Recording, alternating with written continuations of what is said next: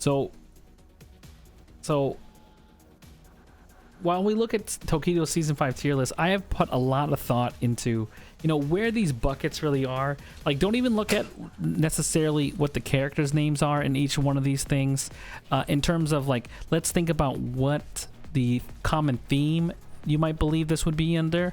And then think about, okay, that's why this might be happening. Because when I think about what Tokido might be doing with a tier list like this, is I think that he's spending a lot of time thinking about characters that need things to win or might have enough situations to win on their own. And so they're going to do a lot of tier list building among their top players and try to commit. So just so you guys understand, tier list is not a Bible regardless of who writes it. Tokido could feel pretty good about top 15, and he kind of just throws people down in the middle right here.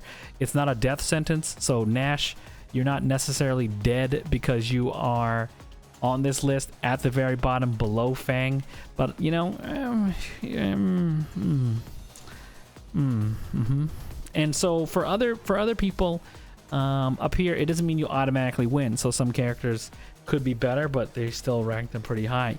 And it's very interesting that Tokido would mark Akuma, a character that he plays, higher than the normal craze nowadays to mark Urien as a top 5, top 10 character. So that's all very, very important for everyone to consider, right?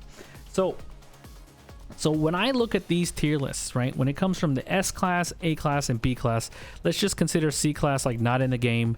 And so for, even though they can win games and etc. For S tier, what I think we're looking at for S tier is very simply, doesn't need anything to win because they have everything.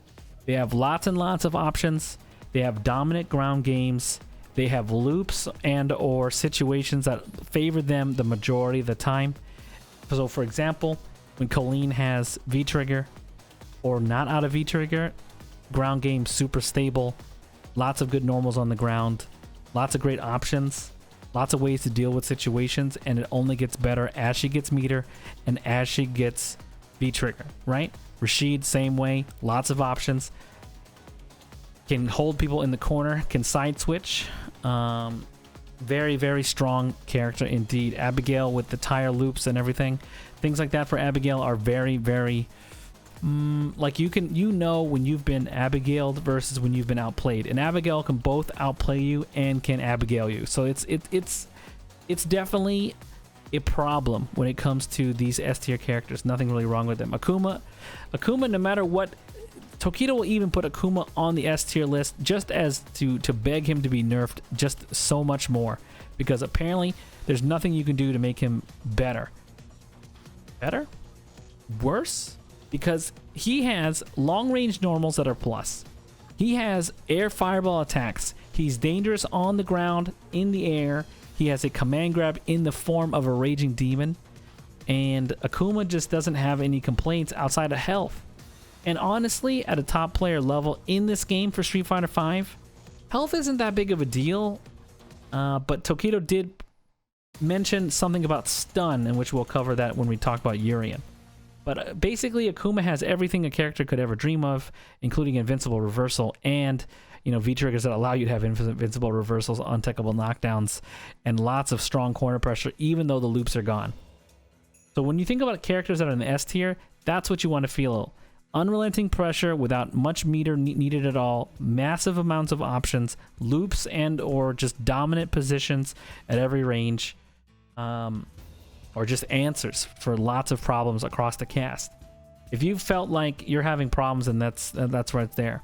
So when we're thinking about other characters like Seth, who is new to this list, and Seth is new in the game relatively, and Seth has been flying up people's interest charts, you know, I have a feeling that Seth will start at S and may dip into high A, simply because Seth can do things that characters are very good at, that characters want to be good at, that characters wish they could be good at. And so Seth is really good at changing its air trajectory, very good at switching sides with V-Trigger 1, very good at whiff punishing with either V-Skill 1 and or just an assortment of forward moving normals like stand medium punch. And so I think that Seth has a lot of potential and has an invincible reversal. The only thing that makes Seth like not as good is maybe some health, maybe the fact that Seth doesn't have a 3-frame jab, but you know what? You have a Dragon Punch. You have an invincible reversal. You have, in a lot of cases, like a swag combo that you could do from V-Trigger 1. Seth is everything. And it's curious because I think Seth is still good even when you choose V-Skill 1 in combination with V-Trigger 2. Ultra David had mentioned that would be hard Seth, and I respect it, especially because V-Trigger 2 gives you a lot of opportunities full screen and allows you to get maybe potentially 2 V-Triggers. So a lot of times when you're watching a high-level Seth play and they're getting the V-Trigger, they're using it as a block string for plus frames, which is basically getting another turn back, which most characters have to use EX meter for. Using V-Trigger that way, they use it on their terms, and they're also able to combo it. So it's so versatile of a move, and you can potentially do it twice.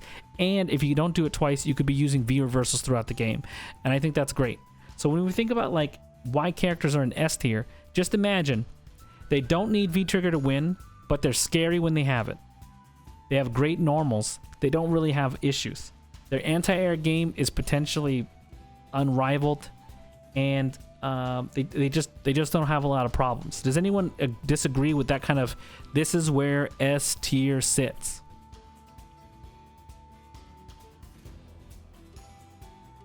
Because I mean that's how I feel about S tier right now, right? This is how S tier would look to me. So Roger in the chat says, I just saw a V-Trigger 2 Seth lose in LMPC and Art said V-Trigger 2. So V-Trigger 2 is the try-hard version. That's what Ultra David had said, right? And Ultra David isn't wrong. I think V-Trigger 2 requires a lot of intelligence. It doesn't win the game for you. While V-Trigger 1, I'm telling you, V-Trigger 1 is like robbery 2.0. You're able to switch sides, B+. You're able to find one hit and do potentially another 200 damage on top of that. I think that V-Trigger 1 is very, very good. Omni, hey, welcome to the stream. What makes Akuma really good? We talked about it a little bit earlier, but I'll give you the condensed version. Akuma for me is very good because he is a threat both in the air and on the ground. Lots of options. One of the best whiff punishes in the game, even with stand meaning kick. Lots of damage, including V-Trigger, which makes him just better with invincible reversals, etc. And side switches all the time with no meter. Honestly, when you're in the corner and you have the ability to kind of get lucky and or create a situation for yourself, and you're able to switch sides with the opponent, that is immensely powerful. I think any character that's able to do that do that consistently and for damage has a lot of potential in the game. And so Akuma's still very high up there just because of that. Shotos in this game are very complete characters, and so they have invincible reversals, lots of damage, and again, like I said, command grab with Raging Demon. It's amazing. Roger, how Capcom let Colleen slide with a 2-bar V-Trigger 2 is nuts. Yeah, so let me tell you something. Colleen is already a pretty good character. I played Colleen with V-Trigger 1. V-Trigger 1 definitely made you feel like Colleen wasn't that good, because when you got V-Trigger 1, you weren't really stunning them with the ice from V-Trigger 1. So you kind of just felt like, so you kind of felt like you're playing the same game the whole time. But when V-Trigger 2 came, it's like, oh crap, now I have Wolverine claws, right? Now I can reach them from forever. Now I can do, from what I can believe, is almost an untackable ice grab or something with V-Trigger 2. And you're able to just skip neutral with Colleen using V-Trigger 2. So as soon as she has V-Trigger 2, a solid fundamental character gets more fundamentals and also can skip neutral, right? That's the reason why Colleen's really, really good. Plus, she has like legitimate good mix-ups, same side or otherwise. Delicious character.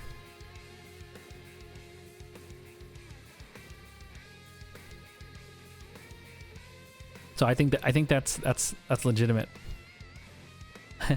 I can't do this. I can't do the Sanford Kelly like skip neutral, but you know what I'm saying, right? Like there's. Because it's dangerous at certain ranges to challenge Colleen. You have to you have to play her a certain way when she has no V-Trigger, and when she has V-Trigger, you feel scared, okay? You have to be able to whiff punish moves that now have extended range, and you kind of have to practice against that V-Trigger normal set and be worried because honestly, her V-Trigger doesn't use that much bar, and then once it activates, especially because it's 2 bars, it's great. So she can V-reversal, and you know she's still going to get a meter for the win later on in the round. It's very difficult to deal with. You wish you know how to play her? Yeah, man. I think Colleen is a good character. She starts out really simple, and I think at the high level, she's a bit more, very rewarding because it feels like, well, in my opinion, when you would play her with V-Trigger 1, it felt good to win. Imagine how much more winning you'll do, and therefore you'll just feel even better. Yeah, you guys down back and change the diaper. Yeah, Colleen puts you in that kind of a situation. I mean, same thing with Abigail, to be honest. V-Trigger Abigail, V-Trigger Rashid, V-Trigger Seth, V-Trigger Akuma, V-Trigger Colleen. Name me characters in this game that are scarier with V-Trigger besides those characters, right? Nobody. Nobody. You could say M. Bison, sure. But I think people are getting better at stopping the teleports. Sure. You could say G, sure. But he has to use a meter to activate, right? Rashid doesn't use a meter to activate. Abigail doesn't use a meter to activate. Akuma doesn't have to use a meter to activate. He just activates off sweep. And honestly, if they nerfed sweep activate, a lot of these characters wouldn't be that good.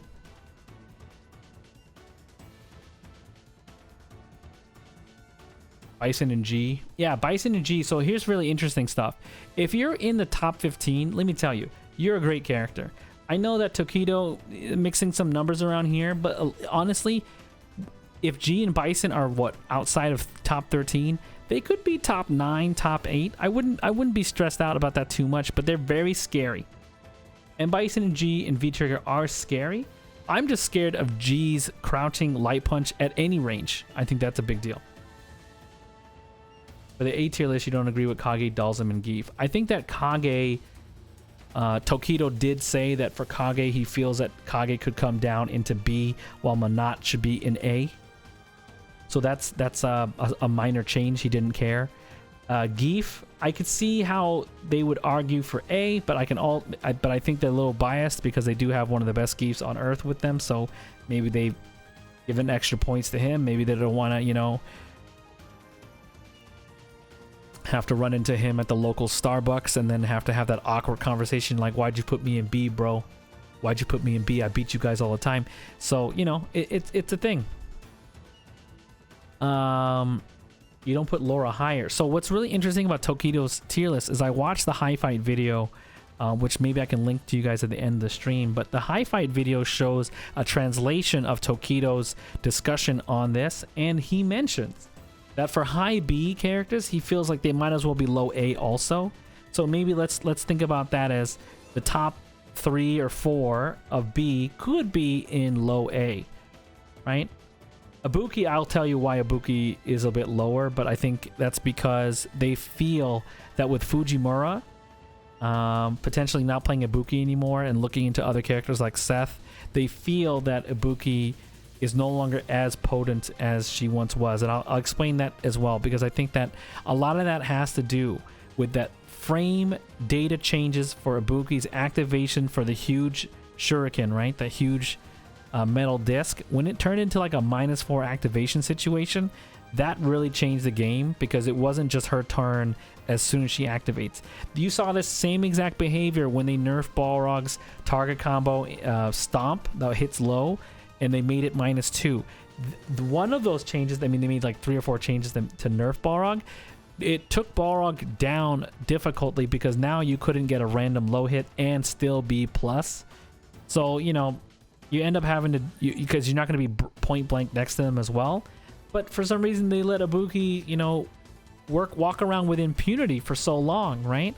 And so they nerfed her, and then she, I can see her being low. Now, is she arguably maybe higher in B? Maybe she deserves to be in front of Balrog. I think so, sure, why not? But I think that what we're trying to accomplish is what Tokido's mindset when he looked at S is who doesn't need anything, who has everything. S tier, right there. That's the answer right there, right? For A tier, who has a lot of things, right? Think of it that way. Who has a lot of things, but who could do better with a little bit more, right? Why are they not Colleen? Or why are they not Akuma, right? Think about it. So a good example is Urien, right? Urien is really, really good. And one of the reasons why Tokido had brought down Urien from S to A lot of Japanese players have him in S, is the fact that when Tokido played Urien, according to a video I read, basically you can't do certain things at any space, literally just because he's a charge character, right? I think that other than that, Urien is super good. Urien's very good with V-Trigger, has to kind of come back with V-Trigger, maybe one of the only issues with him. But beyond that, the V-Trigger mix-ups are very, very good. The normals are great. Stand Fierce has always been good since the beginning. And he never really lost a lot of that combo potential. If anything, people, these lab scientists, these lab rats have figured out so much with Urien that there's no way he can't be there. He has a tool for so many situations. The only thing is he doesn't have a 3-frame jab. He doesn't have a 3-frame invincible reversal. A lot of his combos require charge. A lot of his footsies require like charge, like kind of a charge mindset. So you have to be certain range. And because he has a 4-frame button and he can be baited, you could see that why he would be an A. So I respect him moving him to A more than I thought about why he should be an S, because S would imply that he didn't have any weaknesses. And I think that Urien has some weaknesses, but I don't think that they are worse than people at, say, Zangief level inside of A, Zeku inside of A, Kage inside of A, or even Karen inside of A here, right? You definitely would say, well, Urien may have some imperfections, but he's not Kage, right? So think of it that way. Would if you could only put them in A, don't worry about the rank ordering, but if you could only put them in A, would you ever move Urien to B? The answer would be no, right? So ever. You would never move him to B. But you have someone like Kage, yeah, you can move him to B if you want. Nobody would cry. Move Kage, swap him with Minot. Sounds good to me, right? So think of it that way. Think of it that way. Oh yeah, have you heard of EX neutral? It's called EX shoulder from Urien. Great technique, great move. Get you right in there. Sometimes it hits. If it hits, you might as well hit V-Trigger. It's a great move. It's a great move. So when we're looking at some of these other characters, let's explore some. Does anyone have any questions specifically, or I'm just going to go through some other ideas here? Falc? Sure. We can talk about Falc. So why is Falc not A tier, and why is Falc not S tier? Let's not worry about the position of Falc on this list, okay? Let's just think about the letters. So why would Falc be in B tier? Well, I'll tell you right now. You don't have the range of a character like Dalsum, but you need to be a keep away character, right? You don't have an invincible reversal or a 3-frame, okay? Your anti-airs aren't like Dalsum's, where he does this basically instantly, right? But Falc has kind of strange anti-airs which sometimes whiff. She has kind of like good damage output with V-Trigger 2. I think that's good. V-Trigger V-Skill 2 still needs to be explored a little bit, but it's lackluster in the sense that it's not killing you, right? When we look at something like, let's think about something else that changes the game, like someone in A, right? Look at Bison's V-Skill 2, right? Look at Zeku's. Look at Zangief's. Look at Dalsum's. Look at not Chun-Li. Chun-Li's V-Skill 2 sucks. Even Cammy's V-Skill 2 is actually useful. Here in chat, Struggles PhD writes, Falc is not a zoner, keep away character according to the EU community. Yeah, I think she's more like a... She's, in my personal opinion, she could be much more offensive, and she should be played more in mid-range. But some Falc players kind of like sit on their heels, and they play a little bit too far away. I think she's more like a mid-range character, like if Ryu had a stick and had no ability to shoot or something. But she can't really rush down either, and I just don't think that for this game. I think if she had some Street Fighter 4 mechanics, she might be like the best character ever. But because if it's in Street Fighter 5, she doesn't have a lot of EX neutral. I mean, look at her tool set. When you have something like Gunshot, right? Gunshot doesn't allow her to Gunshot activate and then dash up. EX Vault or even regular Vault has too many startup frames. It's not even projectile invincible, so you don't really get too much out of that. What else? Her uppercuts are kind of nah. And her V skills, although you reflect a fireball, we're playing in the least fireball centric video game, fighting game, what have you, ever. And so Falc has the right tools for a different game. And that's the reason why she's in B tier. Does that make sense?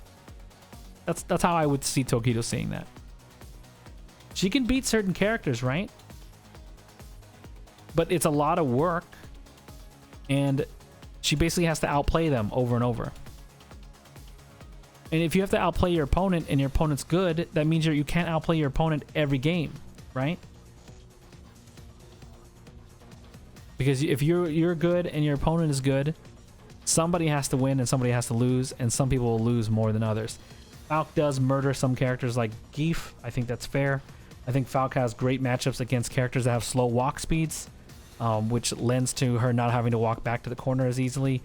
Birdie, Zangief, even Jury to some degree. Good matchups against Ryu because Ryu's not good. Blanca, I think that's a good matchup. Alex, I think that's a good matchup. Sagat is an amazing matchup. But see, all her good matchups, where do they sit? They sit in the lower tiers, right? So if all your good matchups are against other characters that are also in the lower tiers, that's where you're sitting, right? That's where you're sitting. Struggles PhD says, you have a question about Cody's tier. Shoot, tell me what is it? What is it?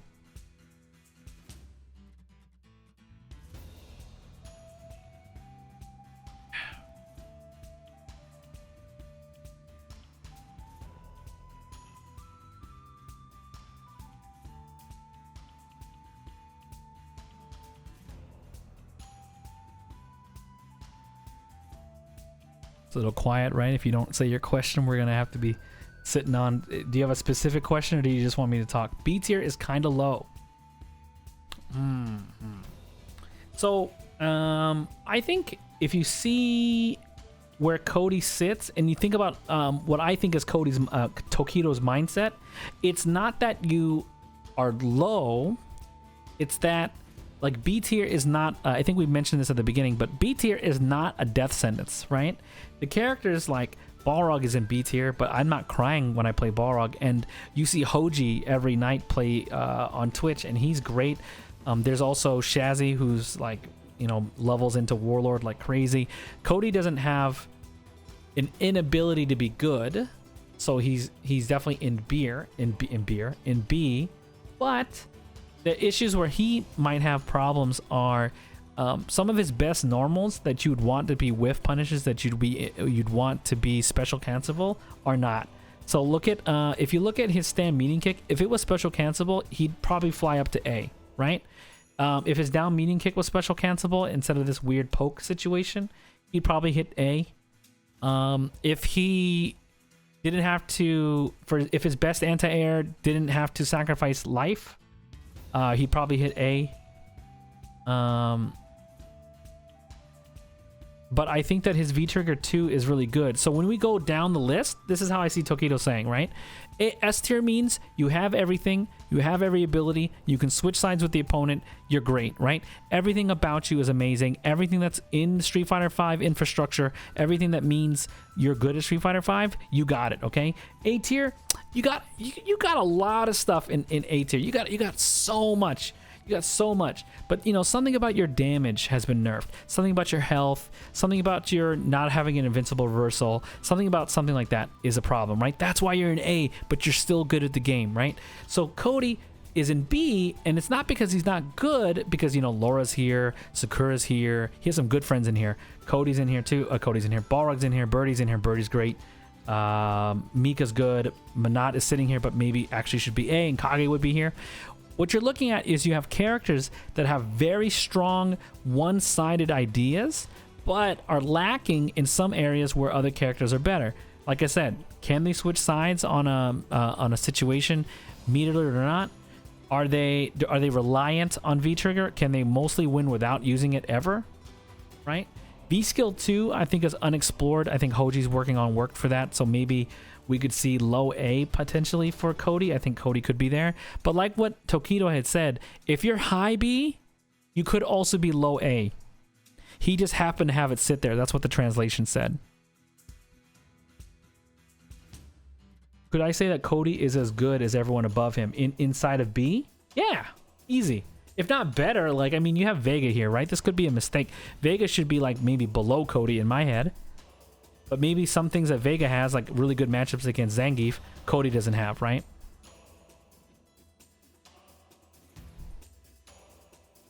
Jard writes, I think Cody is borderline low A, high B. His buff walk speed and buffing his stand fierce has helped him a ton. Yes. Yes, 100%. He also gets crazy trade combos that are amazing. He also gets, again, like, he's very technology heavy, but he's very, very good. He could definitely, like, if I were to make some changes here, so let's talk about some changes. Maybe we'll put that at the end. But I think some changes are definitely, I'd love to put Manat into A. I'd love to put Cody into low A.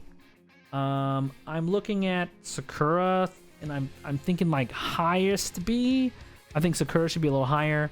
Mika's okay where she sits. Laura, I understand what they're saying about Laura, but the more you play against Laura, the better it gets, I guess. Unless you play Balrog. Ibuki is the weirdest one. I think everyone doesn't really understand the full weight of her nerfs, so I'm okay with maybe moving her to high B, but I wouldn't put her in A. Things like that. What does tech heavy mean? What it means is, like, not only does Cody have to have V-Trigger, but he also has to have the V-Trigger setup. So he has to have the ideal scenario to set up a, you know, a lose-lose for you, where you have to get command grabbed, or he might dodge you and then he'll punish you or something like that, right? He has to have those scenarios. That's where he really shines. I think in neutral, when he's, like, you know, just moving around, even as a Balrog player in a matchup where Hoji says that it's 6-4 Cody, I don't really feel scared of Cody until he has V-Trigger at all. Like, when he has V-Trigger, okay, hands up, don't shoot, right? But when he doesn't have V-Trigger activated, I don't care. Like, Ibuki is tech heavy? Yes, absolutely. So you need to know the setups, but then you could either mess them up, or you need to have the resources. So you need EX to do it. You need EX Zonk into V-Trigger, right? Some characters can just sweep activate into the same exact mix-up. You need, for Ibuki, they got nerfed, so some of her EX setups don't really work, or her V-Trigger setup doesn't work as much. It needs meter, and she also has low stun. Ibuki's damn near all tech. Maybe that's a problem. Fang is tech heavy? Yeah, Fang is tech heavy.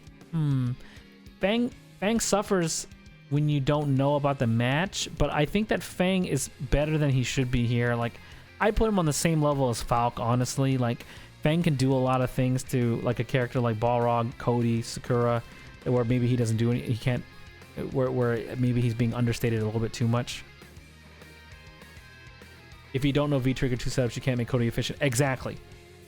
And then you have to, if you ever played against a Cody player, and Jard, I don't know if this is you, but because I know you played Cody for a little bit, EX Zonk is super good, okay? You're gonna have to use it. It's a great tool. It's a great way to get in. But again, the reason why it's great is because you kind of can't get in otherwise without taking a risk. So he has issues because in mid-range, right, he's having trouble against Dalsum, Chun-Li, Cammy, Guile, Poison, Urien, Abigail, Rashid, Seth, Colleen, Akuma. I feel like he has so much trouble with the top 15 here that it's like, it's almost like, well, if you like command grabs, why would you wait till you have V-Trigger? You could just play G, right? If you like setups, like, why don't you just play Poison or Rashid or Abigail, right? Like there's the risk is, the risk for Zonk is you lost a lot of health before you got the Zonk, right? In a perfect world, you had to spend time. So when I play against Cody, and I didn't say this during Sanford's stream, I do kind of press buttons randomly in mid-range when I think that the Cody player is going to zonk, which puts me at a risk too, but I get so much reward if they don't get to activate that way. So I've been throwing buttons in the face of zonk, but what I guess I mean is without V-Trigger, the zonk is really good, but without V-Trigger, it's not as scary. So then halfway through the game, Cody becomes really scary, but I'm only scared at the second half. Does that make sense?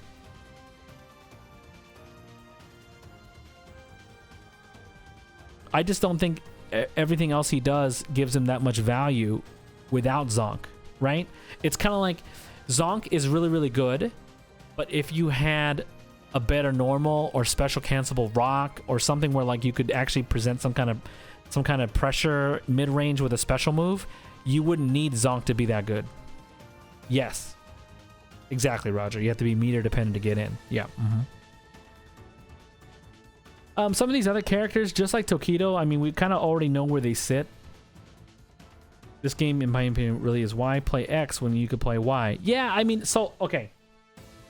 So Jard brings up a really good point, and this matters a lot. In any game, sometimes they call it in, I think I heard it in Siege being called power creep, where a character that's introduced ends up making other characters obsolete. In Siege, this could be epitomized by, you know, you put in a new operator and then all of a sudden you don't want to use Twitch, something like that, right? Or you nerf someone's thing and then all of a sudden they're just not a useful character. At the professional level, for Tokido and these other characters, right? Unless you have an affinity for these characters and you just really want to play them, for, you know, as a professional, why would you not be playing the top 15 characters in the game, right? If you're like that, because you can literally describe, there's going to be 40 characters in this game. Yeah, there's going to be characters that are literally better than others, or they're going to be characters that have very similar tools and one person has the better one. It's not going to be like, well, I like Honda for these tools and the other character has similar ones, right?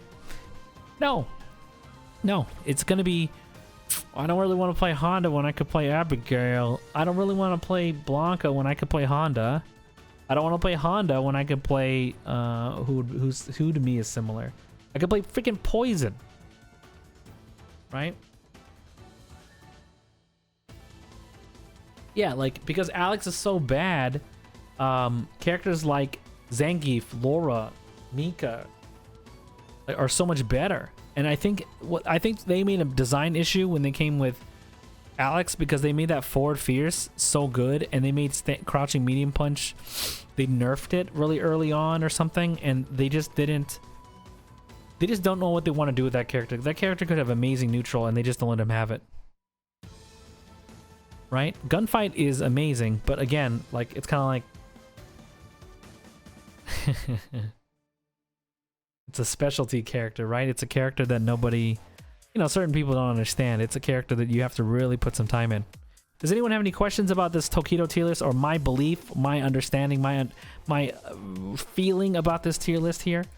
Do you guys like this kind of content? Is this something you guys like to see? Like, there's going to be more tier list items coming out with one.